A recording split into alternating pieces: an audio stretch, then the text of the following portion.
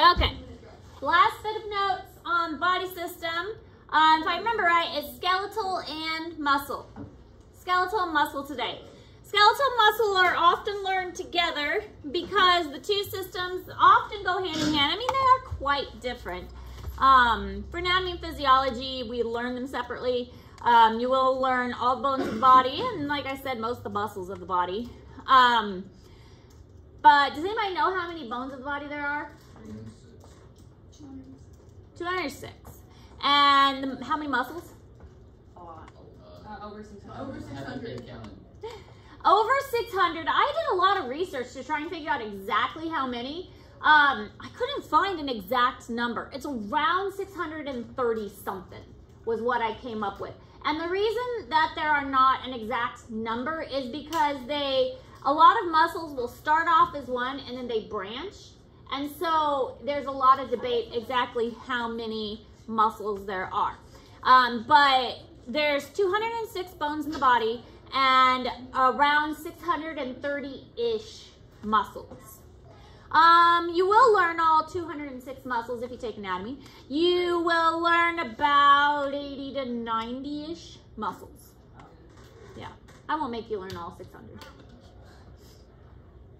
But 80 to 90 isn't bad. All right, now, since this is a biology class, we learn about other kinds of skeletons. There's something called a hydrostatic skeleton. A hydrostatic skeleton uses water to support it, meaning that, like think of a jellyfish. So a jellyfish, if you take it out of the water, it collapses and like turns into a blob. Because it needs the water pressure around it to give it shape. So a jellyfish is a great example, but there are other things like an anemone. Anemone uses the water pressure around it to give it shape. So that's a hydrostatic skeleton. There's also an exoskeleton like my lovely tarantulas here, and one of them has its exoskeleton molted on this paper towel. The exoskeleton is a hard outer piece, and the outer piece is for protection, but the insides are all soft. And then of course we have an endoskeleton, which is the bones on the inside. So it's not just the skeleton that you think of. It could be multiple kinds of skeleton.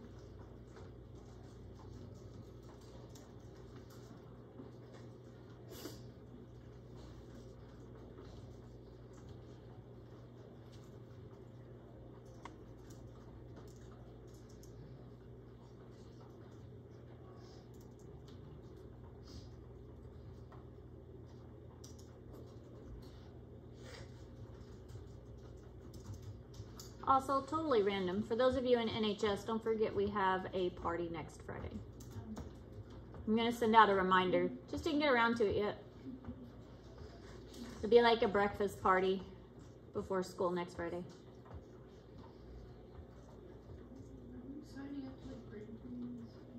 I think we need to do a sign up. We just bring stuff. Sign up. Some people probably won't bring anything. Yeah, some people won't. All right, I'll do a sign up. Okay. I like the randomness of just bringing stuff. We can all bring anything. Bring whatever you want, just like write down what you're bringing. So if someone else doesn't also bring it. Are we bringing just dessert or what? Any kind of food you want. No, what is that? I mean, it's gonna be like kind of. What is it that we're just bringing?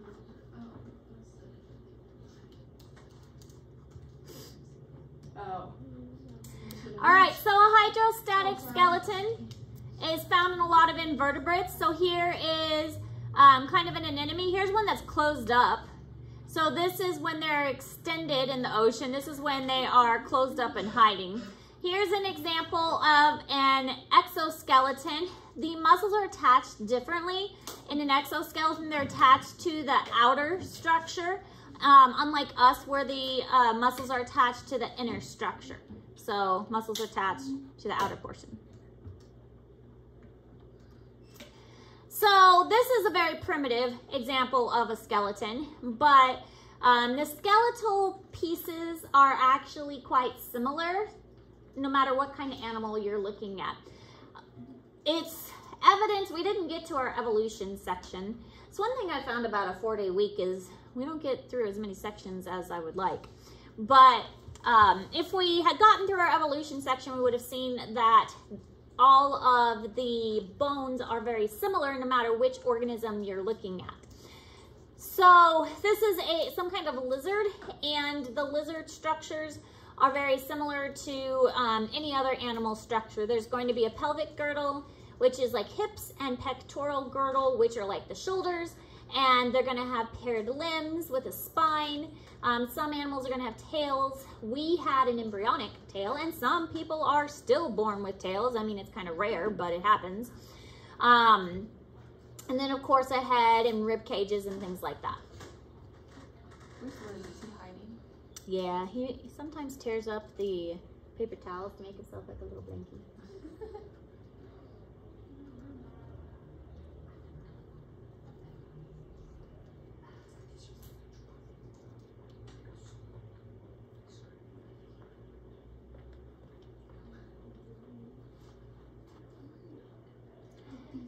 So modifications to fins and other skeletal structures accompanied the movement from land to water, or sorry, other way, from water to land.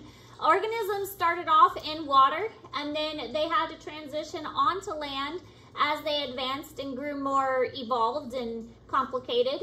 So as far as evolution was concerned, the first living things were living things that lived in water. And it wasn't until much later that they got complicated enough to live on land. Amphibians are a good example of a transition species there. They start off as tadpoles, and then they grew legs and lungs so that they could live on land. But there are other creatures such as a lungfish. A lungfish has both gills and lungs, so they can transition onto land. So fins eventually evolved into limbs, and the pectoral and pelvic girdles got stronger, a stronger breastbone to help form the rib cage so that they could eventually evolve and transition onto land and away from water.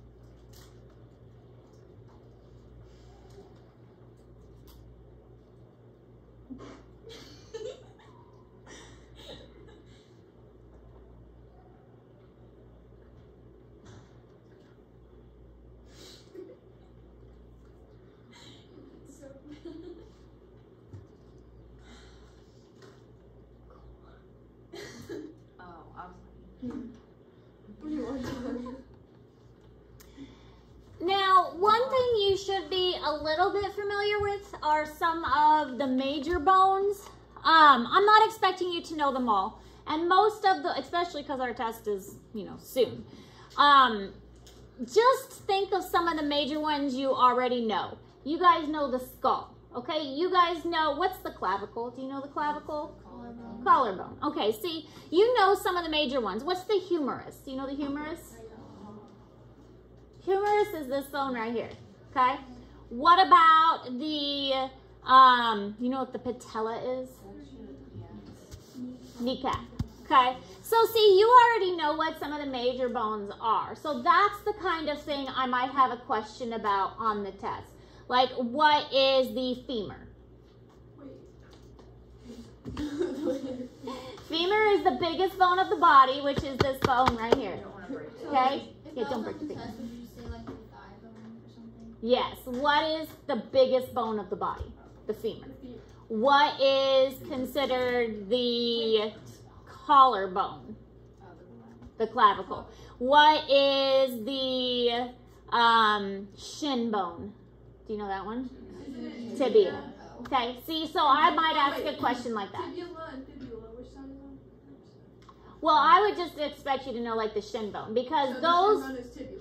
Tibia. Tibia, not tibia. Now, take anatomy, I would expect you to know more. Because I've got a bone closet, you would have to identify bones. And... What? Radius or... Radius and ulna. Yeah, that's these. Yeah. But for now, because we're not even really getting into it, I just want you to know stuff like that. So you're good with that? I wouldn't go any deeper than that. Isn't the femur bone like really hard to break? It is.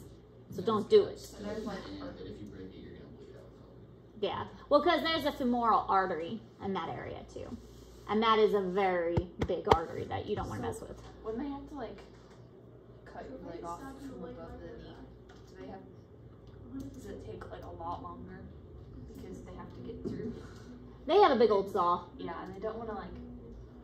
Don't they have to like tie off the artery? Mm-hmm. Like you have to make sure. Mm-hmm. They have a big old saw. Yeah. Yeah. I think I've seen one. Yeah. Okay, so here's some of the major bones of the back. Again, if we had more time, I would expect you to know more. But since we don't have time, you don't have to know more. Okay. What's the scapula? Do you know the scapula? Shoulder blade. Yeah. Okay. Yeah, we learned a lot of bones in 8th grade with Mr. Mackey. Good. Good for him. I really Okay. hate them too. All right.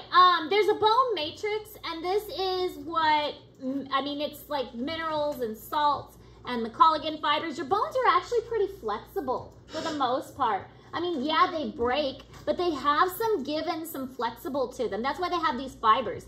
Now, the actual living cell is the osteocyte. Osteocyte, site for cell, that is the living bone cell. It's what makes the bone. Now, we also have blasts and clasts. One thing you can remember is blasts build, they both have a B. Clasts cut or destroy. So the osteoclasts, they're constantly like restructuring the bone, and osteoblasts are constantly rebuilding the bone. But the osteocytes are the ones that are actually like, they're the little bone cells. They're kind of cool. I always like the osteocytes because we'll look at a picture. They live in their own little cave. Oh yeah. Yeah, it's called a lacuna. But they live in their own little cave all by themselves. And they're these little cells in their own little cave that they've made, in their own little lacuna. And they have like these little parts that stick off of them that go into these little tunnels. They're called canaliculi. And they just, they live by themselves in their own little caves in the bone. It's kind of cool. It's like a little hermit living in the woods by himself.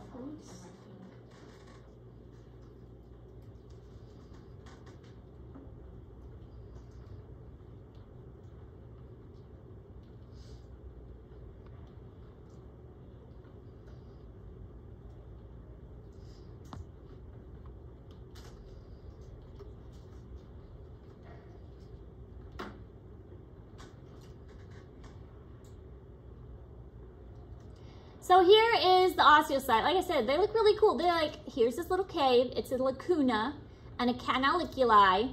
And they send off these little shoots to communicate with the other osteocytes. And so they live by themselves in these little holes that they've made. And then they make the bone around them. And so the osteoclasts and osteoblasts, they are like major restructuring. So they're going to like dissolve these outer pieces and build up these outer pieces. So if you have like a bone break, they're the ones that are restructuring this. Or if the bone's growing, that's what the osteoblasts and osteoclasts are going to do. But it's these osteocytes that are just kind of chilling out in here, making the bone grow. So that's pretty cool. And you'll learn all of this if you take anatomy. So we're not going to focus on that too much.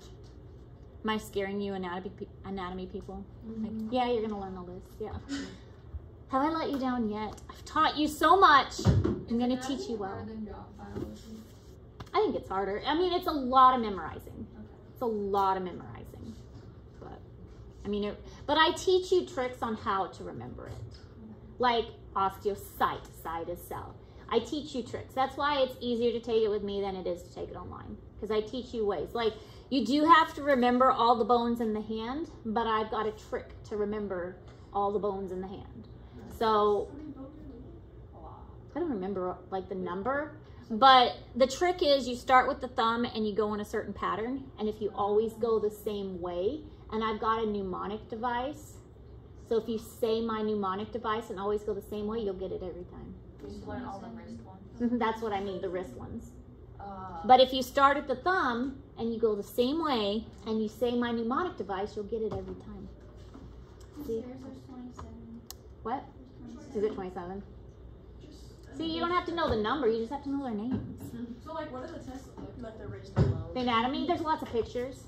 But sometimes I've got models, and so if I have a model, I will put stickers on the model. I have, for the bones, I have a box of bones.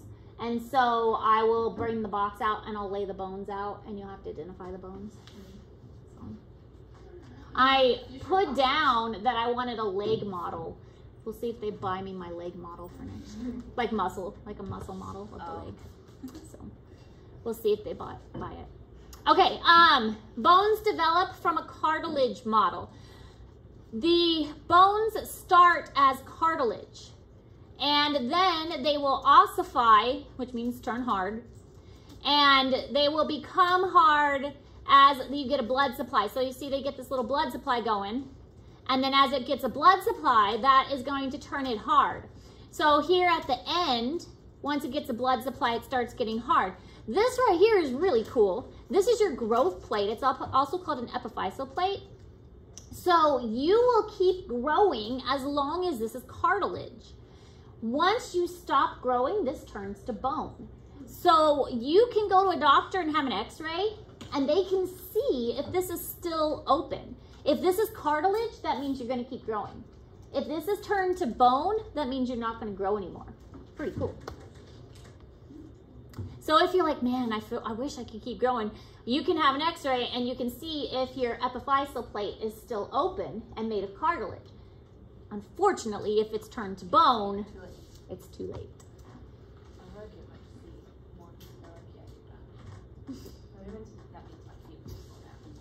But when the baby is still growing in the mother, they're mostly cartilage. And that's why babies don't break bones very often, because babies are mostly cartilage. In fact, babies don't even have kneecaps.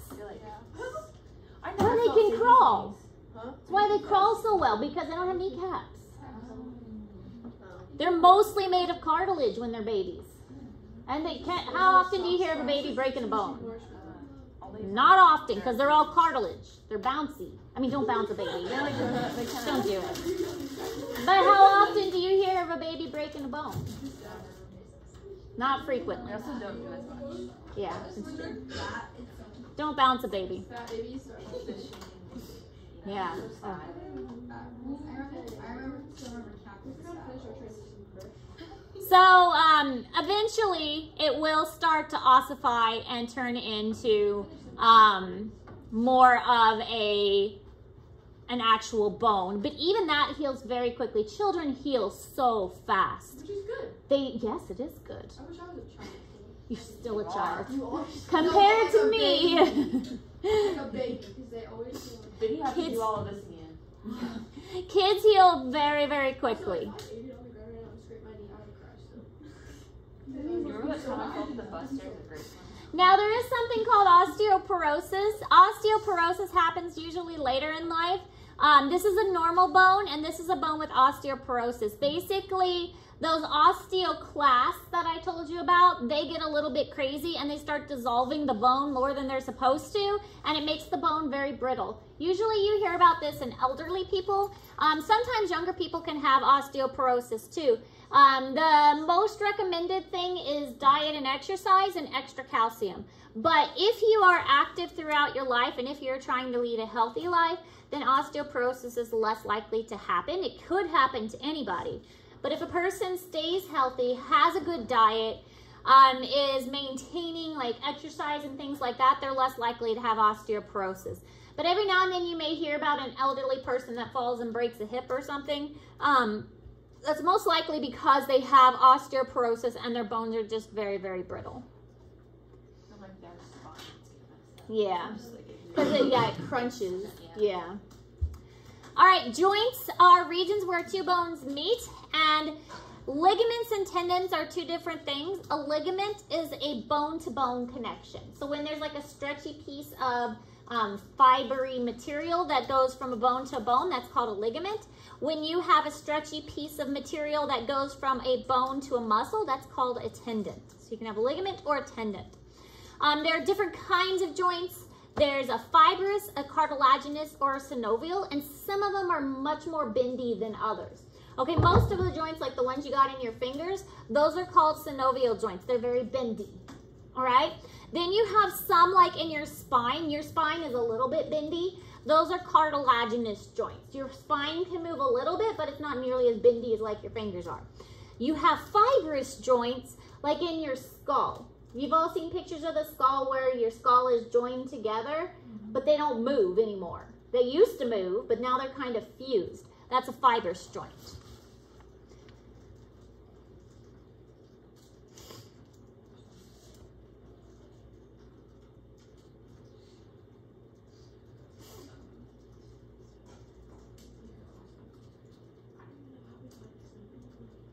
See anatomy with me is gonna be fun. You're gonna like it. I've seen pictures of a girl that like broke her forehead.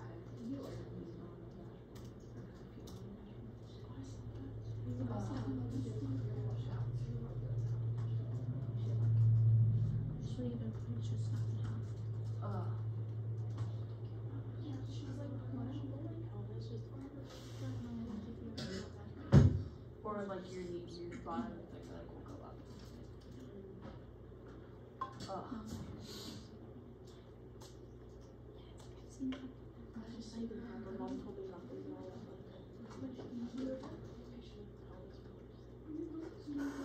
I was like, my feet are fully on the floor.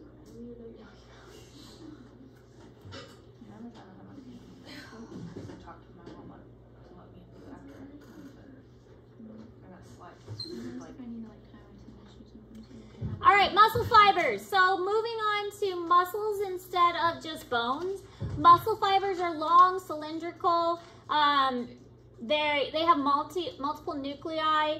Lots of mitochondria as well. They're kind of bundles within bundles within bundles. They're all like these bundles that are like stuck together.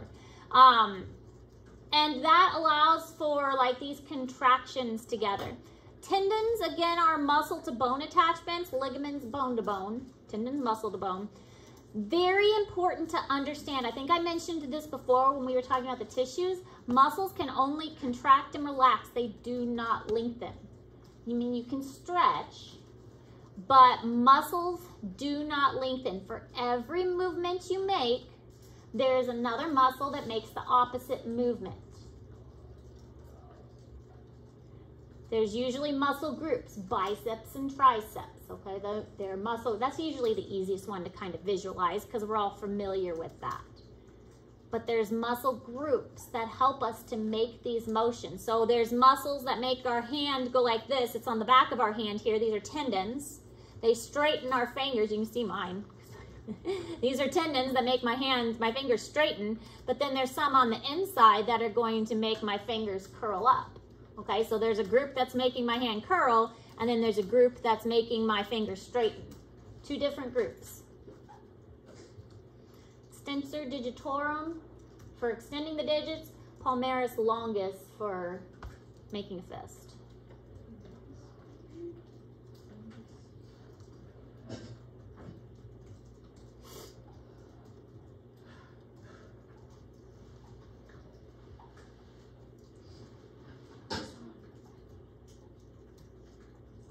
How many years ago? Wait, 6 years ago.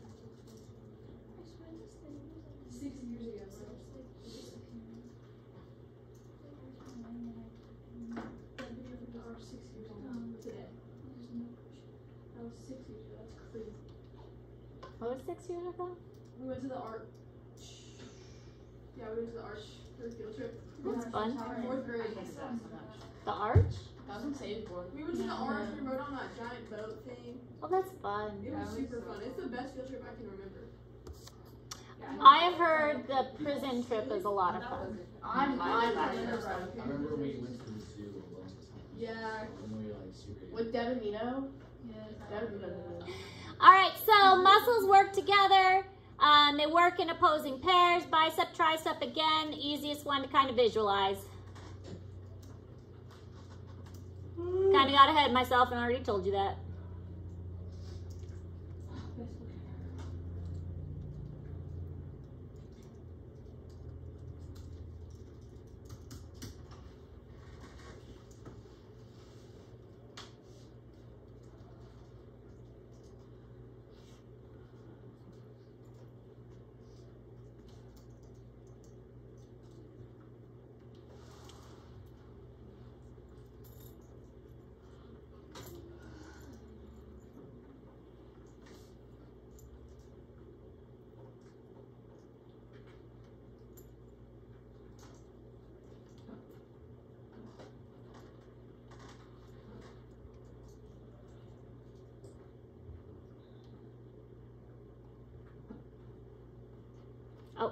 out. Major muscles, there might be some major muscles you need to know.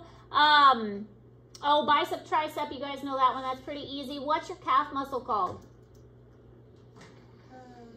Starts with a G. I should know that. Yes. Gastrocnemius. Good. What about your chest muscles? Pectoralis. Oh. Okay. Pectoralis. Those are, well, we have the rectus femoris, but a lot of you guys know them as like quads and things like that. Yeah. They have more specific names. Wait, what is Adductor. Your adductors, they adduct your legs close to you. Well, No, it's the. adducting is, think of like, and then there's abducting. Like I think of it as like you're abducted by aliens. Like the aliens are abducting you away. That's how I remember it. See, this is the things I teach you. I teach you to remember it. You're abducted by aliens, so then you're going away. So anything that makes you go away from the body, you're being abducted away. So these are abductors. So your abductors would be on the outside of your body. They abduct you away. So then you had adductors, and adductors, you're adding it to your body. So the adductors would be on the inside.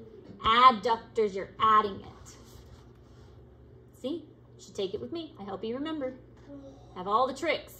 These are cool. I think bursae are cool. Bursae are these little like water balloon pockets that keep things separated so they don't rub together. Because you really don't want friction here. If these start rubbing together, that's gonna hurt. Can you imagine if this was like laying on top of each other and going like this? Would it like kind of fray it? Yeah. Like imagine a rope going like this in your legs. I don't want to think about that. Yeah. So these bursae are like little pockets that keep them separate. And so I think they're really cool because that's what they do. Their job is to keep them separate so they don't create friction. But yeah, they're like little water balloons in there in your joints. They keep things separated. Pretty cool. Skeletal muscle fiber is made of many myofibrils. And so this is what I mean when it's like bundles upon bundles. So you got your little myofibril, and you make a bundle of those, and then you make a bundle of those, and then you make a bundle of those, and then finally you get a muscle. It's like a little bundles upon bundles upon bundles. It's all just bundled together.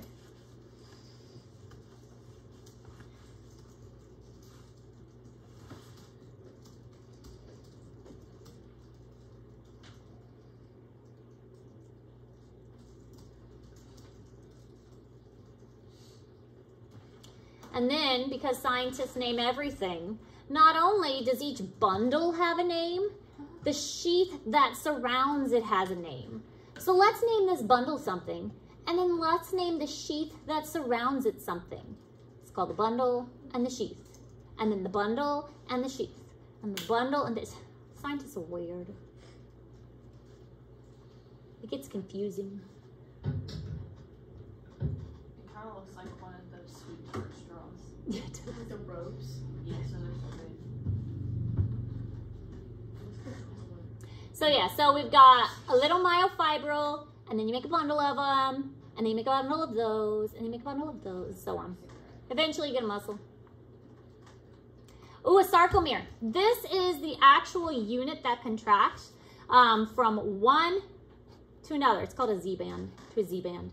And then this squishes together, and this is what it looks like squished together. And this is what actually causes the contraction, and it's what makes it kind of banded and striated, is this sarcomere. So it goes from one Z-band to another Z-band, and then everything's got a name. You guys don't need to know the names. I just want you to know sarcomere, the sarcomere. And it gives it this pattern. So the two muscles that are striated are cardiac and skeletal, and it gives it this appearance. And so when it contracts like this. This is also why you can't squeeze your muscle any more than you absolutely can, because look, it has nowhere else to go. Once you contract, that's it. I mean, it's stuck. It goes that far. And that's as much as you can squeeze. You physically can't squeeze any further because it has nowhere else to go. You send a signal to your spine. This is your spinal column. And sometimes the spine is like, okay, I got this. And it just sends it right back out. It doesn't even send it to the brain. These are called reflexes. Your reflexes will send a signal and it sends it right back out. And your brain doesn't even have to process it. This is what happens when you touch a hot stove and your hand pulls it away right before you even feel pain. And then it takes a moment and you're like, oh, ow. Because it's sending it to your spine first. And your spine's like, okay, let's get our hand away. I got too excited. Reflexes. You touch it and you pull your hand away, and then a second later, then you register, ow, that's hot. Because the first response goes to the spinal cord, and then the second response goes to your head. Reflexes. A motor neuron and all the muscle fibers attached to it are called one motor unit. When a muscle contracts, we call it a muscle twitch. Tetanus is when the muscles twitch so much they can't relax. It's not pleasant. Imagine not being able to relax your muscles. Your whole body's a cramp. Your whole body's a cramp. Not pleasant.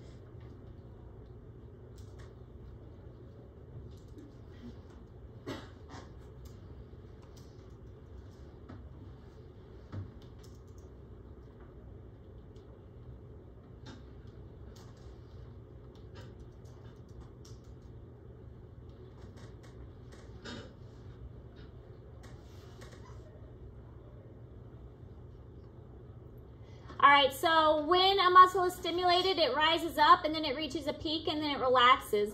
But what happens is when a muscle is repeatedly stimulated, it keeps going up because it doesn't have time to relax.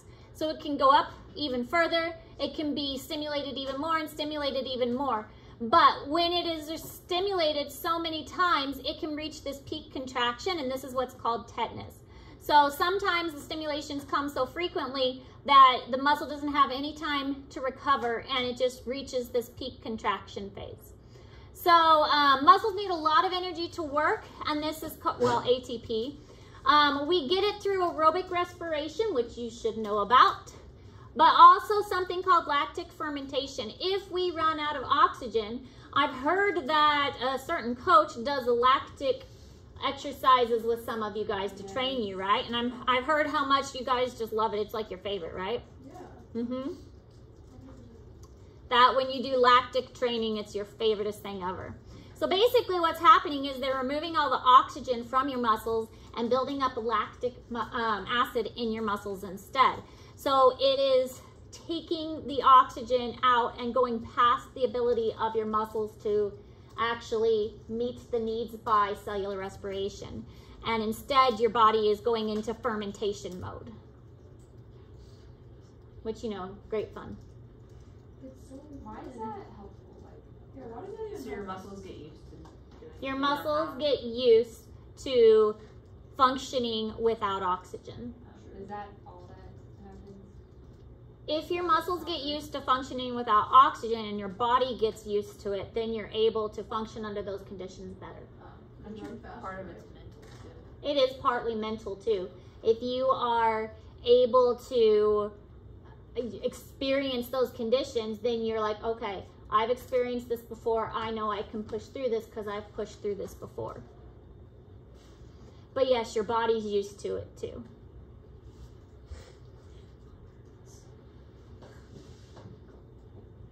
Doesn't that connect to like part of why you need to throw up sometimes too? He explained it to us. Yeah, he said like sometimes it like makes us throw up, like lactic acid. And then the kid that Bradley explained that threw up. As a parent, I don't think I'd like that.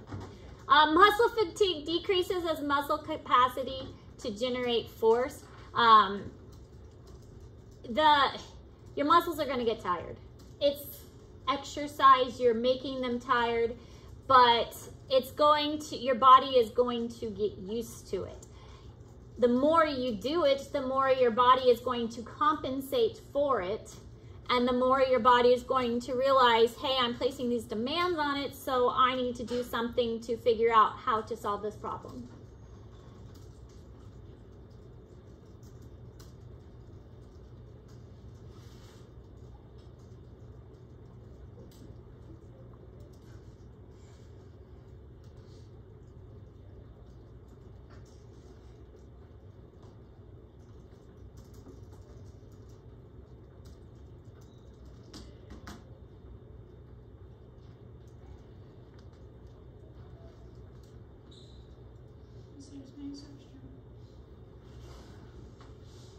I fell asleep. Oh god. Your foot did? Yes. Don't fall down. I'm gonna try really hard not to.